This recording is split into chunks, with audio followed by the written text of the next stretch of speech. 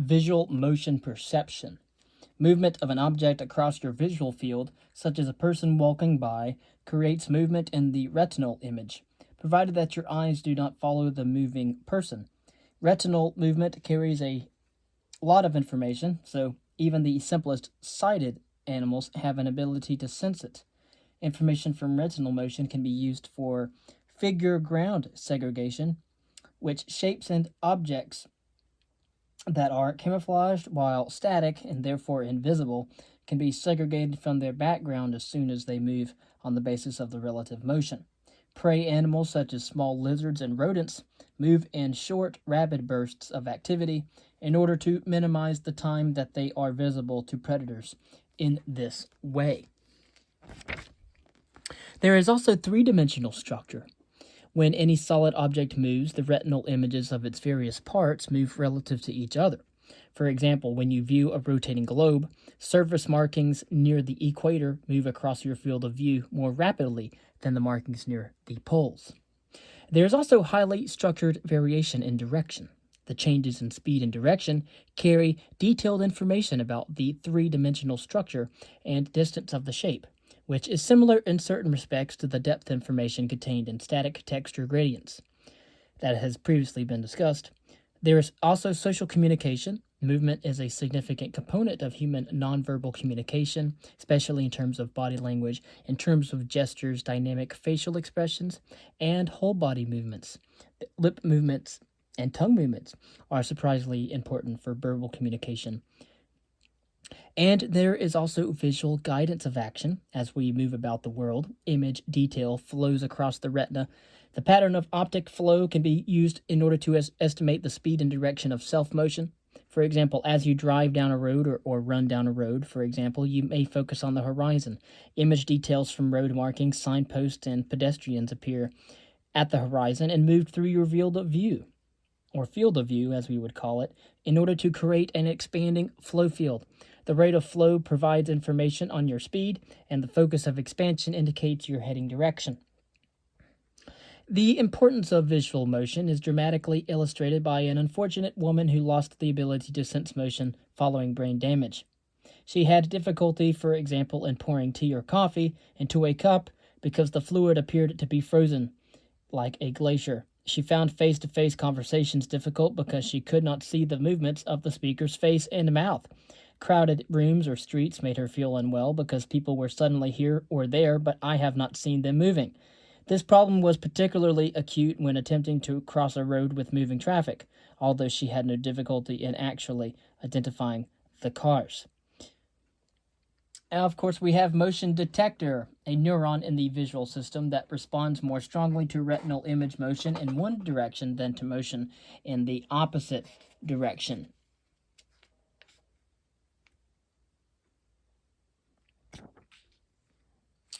There's also what's called aliasing, which is a type of signal distortion that occurs when samples are taken at too low a rate for the repetition frequency of the signal. The apparent frequency of the signal is altered. Then we have what's called Adelson-Bergen, or energy detector, which is a specific form of neural motion detector, which combines signals initiated at slightly different times from adjacent retinal locations. We have what's called motion after effect, or MAE, which, following adaptation to movement in a given direction, a stationary pattern appears to move in the opposite direction. Then there is what's called psychophysical evidence for motion detectors in the human visual system. Again, we have the motion after effect, and we also talked about, we also need to talk about, we talked about MAE, which is motion after effect, but we also have direction-specific threshold elevation, which is following adaptation to movement in a given direction. Thresholds for detecting movement in similar directions are elevated. Random dot kinematogram, or RDK, is a two-frame motion sequence containing pseudo-randomly arranged dots. Some or all dots shift location in one frame relative to another frame in order to offer a signal for motion detection.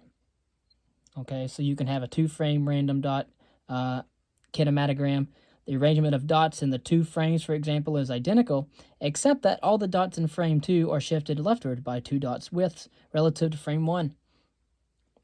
When presented as a two-dimensional or two-frame animation, viewers perceive a leftward movement of the whole pattern. And, of course, there's also first-order motion display. First-order motion display is a motion stimulus containing shapes defined by variations in luminance. And second-order motion display, which is a motion stimulus containing shapes defined by variations in texture with no corresponding variation in luminance. And so first-order motion display is the motion stimulus containing shapes defined by various luminations. Second-order motion display is motion stimulus containing shapes, but it is defined by variations in texture. And so we can have different contrasts in texture as well as contrasts in luminance and light and darkness as well. And so we have physiology, studies in physiology, studies in neuroimaging, studies in psychophysics. And then we're going to move on to aperture problem, which is the ambiguity present in the response of an individual motion detector. Caused by the limited spatial extent of its receptive field, true stimulus direction cannot be determined uniquely. And then what is termed velocity space. We have moving shape V1 cells, V1 projections to MT, and then, or the MT cells, and then, of course, we have what's called a velocity space, a 4-step program. Velocity space is a graph in which arrows or vectors represent motion signals. The length of each vector specifies the speed of signal, and angle specifies the direction. And so we would have, for example, many directions proceeding from a line going a certain direction. And, of course, those going perpendicular to it. Then we have we could talk about velocity space. In velocity space model of motion integration, known as the intersection of constraints model. And then we have played patterns, a pattern of crisscrossing stripes created by adding together two sine wave gratings at different orientations. Played patterns. A lot of these are hard to visualize except without some sort of visualization or illustration. A played pattern is made by superimposing two drifting sine wave patterns. Although each sine wave altogether drifts down to the right, the pattern appears to drift horizontally. The velocity space representation can explain this effect. And then there's feature tracking, which is a method of detecting retinal image motion. Certain features in the image are identified and their change in position is tracked.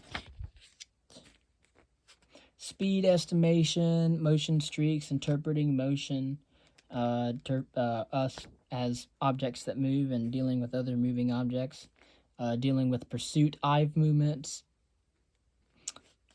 and self-motion. There's translation of the eye forwards along a straight line path, which creates an expanding pattern of retinal motion, in which the focus of expansion corresponds to the heading direction.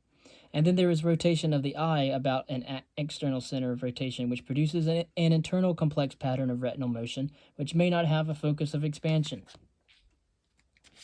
And three-dimensional structure for motion, we have what's called kinetic depth, which is the impression of depth seen in the two-dimensional image of a moving three-dimensional object. The depth is apparent only when the object moves.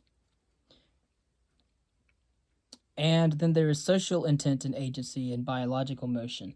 Biological motion is the perception of a moving biological form, either of human or non-human, and of course when the body is visible only by means of light points attached at joints. So for example, biological motion, you could have a moving figure which is represented by isolated points positioned at major joints of the body. And when the dots are animated, naive observers may actually perceive a moving human figure.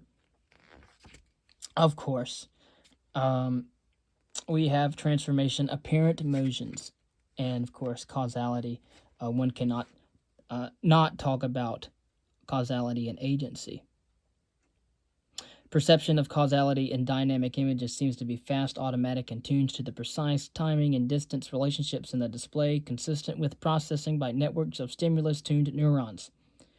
Neuroimaging studies of causality and agency perception have located these networks in the temporal and parietal lobes in regions forming part of the dorsal stream. Our understanding of motion perception has made very significant advances over the last 30 years.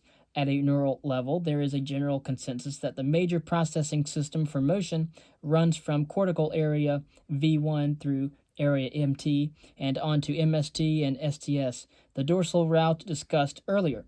Of course, local motion is detected and encoded in V1 and MT. MST and STS appear to play important roles in the interpretation of complex motion patterns as optic flow, 3D motion, biological motion, and causality.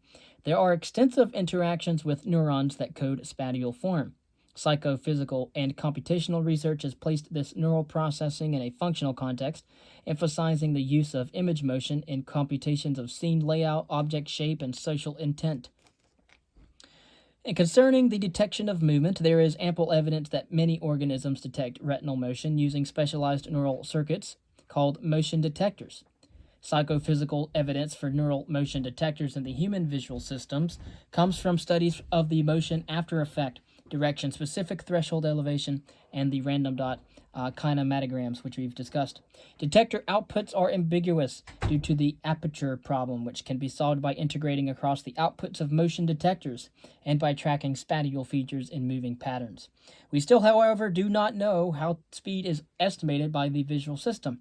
Current explanations involve comparisons between channels sensitive to different speeds, but it is not clear how many channels are involved and how they are used.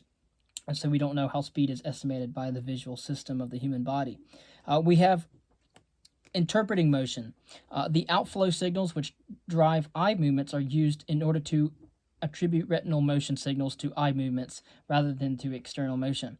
Optic flow caused by self-motion provides information about heading direction and speed and is analyzed by neurons in area MST, which decompose flow into its component parts: translation, expansion, contraction, and deformation. Motion detector responses can support the computation of three-dimensional object structure and kinetic depth. Point light displays demonstrate that visual motion can support the perception of a human actor's gender, mood, and identity. Evidence indicates that this ability is based on integrating information from both the dorsal and ventral processing streams. Visual motion can also support the automatic perception of causality and agency in dynamic displays. And although motion analysis is considered to be part of the dorsal processing stream, several lines of evidence, including motion streaks and biological motion, do indeed show that there are extensive interactions within the ventral stream at all levels. And then, of course, we've just discussed motion as spatiotemporal orientation, apparent motion in space-time plots, velocity tuning, second-order motion in space-time plots. Next, we will cover multisensory processing in perception. This has been the video concerning visual motion perception.